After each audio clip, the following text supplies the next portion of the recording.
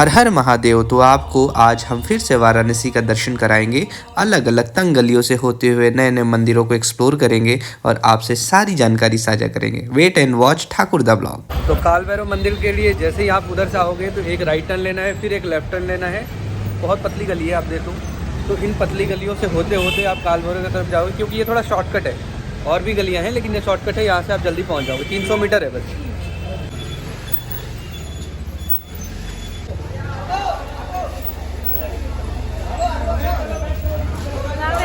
4 wheeler लेके गलती से भी मत आना, 2 व्हीलर से आना। 2 व्हीलर से आओगे तो आराम से आप पहुँच जाओगे मंदिर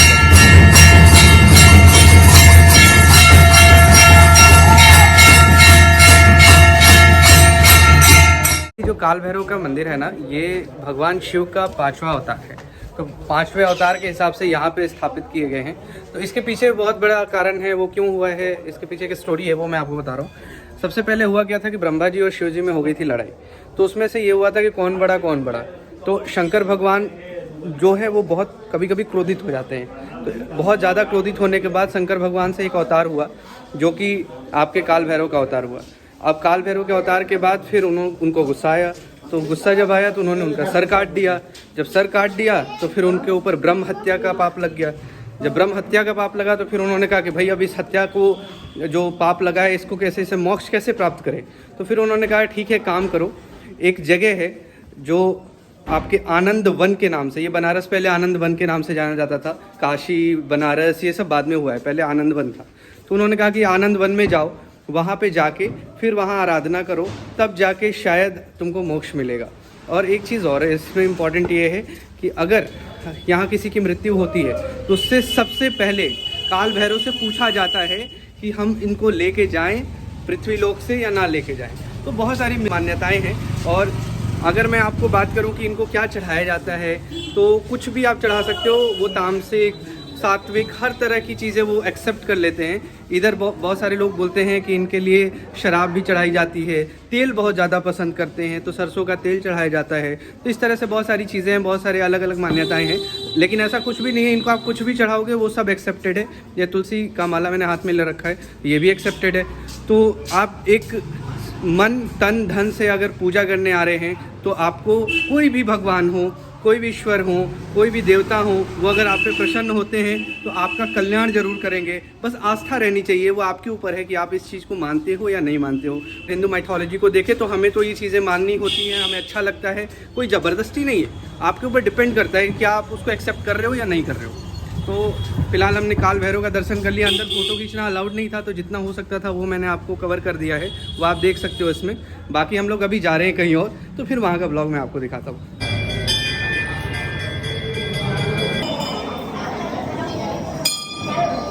तो ये है महामृत्युंजय मंदिर, जहाँ पे अभी हम लोग आए थे। तो इनके भी अलग अलग कहानियाँ हैं, वो मैं आपको वीडियो में बता दूँगा। ये मेन गेट है, मेन द्वार है, यहाँ से आप एंटर करेंगे। फिर उसके बाद 2-3 स्टेप है, वो आप कंप्लीट करके महामृत्युंजय मंदिर के अंदर। तो नेक्स्ट हमारा जो डेस्टिनेशन है वो है सारनाथ। तो अभी हम लोग निकले हैं महामृत्युंजय से। महामृत्युंजय के मंदिर से ना आपको आगे चल के लेफ़्ट लेना है। और ये पीली कोठी है, जो जगह दिख रहा है आपको पीछे मेरे बैकग्राउंड में, ये पीली कोठी है। पीली कोठी से आपको सीधा चले जाना है और वो आपको सारनाथ की तरफ रास्ता लेके जाएगा। बीच बीच में मैं आपको रास्ता बताता रहूँगा कि कैसे जाना है। ये पीली कोठी, यहाँ पे जितने भी आपको घर दिखेंगे सारे घर के कलर येलो है, इसीलिए इसका नाम पीली कोठी है। मैं आपको वो भी दिखाऊंगा कि पीली कोठी ऐसा पूरा एक थीम बना रखा है इन्होंने, तो बहुत प्यारा सा लग रहा था। तो मुझे लगा इसको भी कैप्चर कर लेना चाहिए। मृत्युंजय महादेव, जिनका अर्थ है मृत्यु पर विजय प्राप्त करने वाला। ये जो ऐसा चमत्कारी मंदिर है जहाँ पे कई सारी बीमारियाँ ठीक होती है। मैं इसलिए कह रहा हूँ क्योंकि यहाँ पे एक कुआं है जहाँ पे लोग दावा करते हैं कि जो भी आपकी बीमारी हो वो शारीरिक रूप से वो ख़त्म हो जाती है। तो आप यहाँ पे जा सकते हैं। और इसका जो लोकेशन है वो है दरनगर से काल भैरव मंदिर जाने वाले रास्ते में ही स्थित है, बीच में ही आप काल भैरव का दर्शन करके फिर हमने सोचा कि हमें और भी एक्सप्लोर करना चाहिए, तो हम निकल गए सारनाथ की ओर। यहाँ पे देखो सारे फॉरेनर्स फ़ोटो क्लिक करा रहे हैं। तो ये बहुत ही अट्रैक्टिव मंदिर हमें लगा। तो सबसे पहले हमने अपने दिमाग में ये सोचा कि चलो यहाँ पे चलते हैं और घूमते हैं, एक्सप्लोर करते हैं। तो अभी हम लोग सारनाथ स्टेशन की तरफ से आ रहे थे, तो यहाँ पे हमें दिखा चाइनीज़ टेम्पल। तो ये चाइनीज़ टेम्पल आपको रास्ते में ही मिल जाएगा। और इसके बारे में कई सारी चीज़ें हैं, वो मैं आपको यहाँ पे दिखा देता हूँ, क्योंकि बहुत डीपली तो इसको पढ़ पाना बहुत मुश्किल है। बट अगर मैं आपको बताऊँ तो चाइनीज़ बुद्धिस्ट टेम्पल, ये मिस्टर ली चाउन सेंग, ये तकरीबन 1939 एडी के आसपास इसको बनाया गया, इस्टेब्लिश किया गया यहाँ पे। और सबसे बड़ी बात यह है कि यहाँ पे जो अभी आसपास के लोग हैं ना, वो चाइनीज़ है नहीं। यहाँ पे सारे हिंदू, मुस्लिम, सिख, ईसाई ऐसे लोग रहते हैं, बट फिर भी ये चाइनीज़ टेम्पल यहाँ पे बना है और लोग आते भी हैं। तो बहुत खूबसूरती से हम लोगों ने संजो के रखा है अलग अलग कल्चर्स को। तो ये बहुत बड़ी बात है कि यहाँ पे सारनाथ में आने के बाद और चाइनीज़ टेम्पल, थाई टेम्पल यहाँ पे आगे वो भी है, वो भी मैं आपको दिखाऊँगा। तो वो सारी चीज़ें यहाँ पर रखी गई हैं।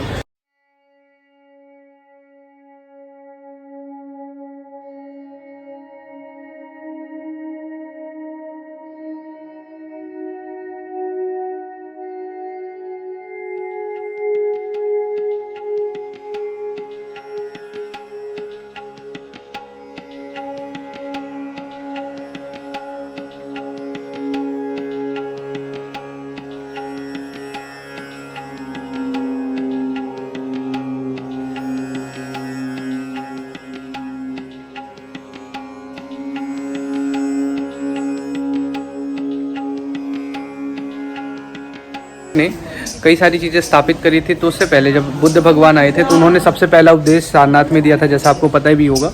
तो वहाँ पे कुछ चीज़ें, कुछ अवशेष बच गए थे, चीज़ें हैं जो उन्होंने संभाल के रखी है। तो वो शायद यहाँ पे ले आके रखा गया था, मतलब कहीं ना कहीं एक जगह से संजोया गया था। तो ओवरऑल यहाँ का ये हिस्ट्री है, एंड उससे ज़्यादा कुछ ऐसा है नहीं। चाइनीज़ लोग यहाँ पे आते हैं और अभी तो तिब्बतियन भी आते हैं, फिर उसके बाद हमारे जैसे भी लोग आ जाते हैं। तो एक तरह से ये विजिटर्स के लिए बहुत अच्छा प्लेस है। आप फ़ोटोज़ यहाँ पे खींच सकते हो, सब कुछ अलाउड है, ऐसा कुछ भी नहीं है कि ये सारी चीज़ अलाउड नहीं है, बस साइलेंटली चीज़ें करनी है। तो बहुत अच्छा लगा मुझे यहाँ पे घूम के। अभी नेक्स्ट हम लोग चल रहे हैं, तो नेक्स्ट का हम ब्लॉग बनेगा, उसमें मैं आपको दिखाता हूँ कि क्या अलग अलग मान्यताएं हैं। यहाँ पे चीन के बारे में भी कुछ चीज़ें हैं, कुछ मैप्स हैं, वो आप पढ़ सकते हो, देख सकते हो कि चीन में कब कब चीज़ें स्टार्ट हुई थी। 1772 से लेकर 1787। तो वो सारी चीज़ें, इसमें इनके ब्रदर्स कितने हैं, इनकी बायोग्राफी, यून चोंग के सारी बायोग्राफी लिखी हुई है। तो अगर आप इंटरेस्टेड हैं बहुत ज़्यादा हिस्टोरियन चीज़ें जानने में, तो फिर आप वो पढ़ सकते हैं।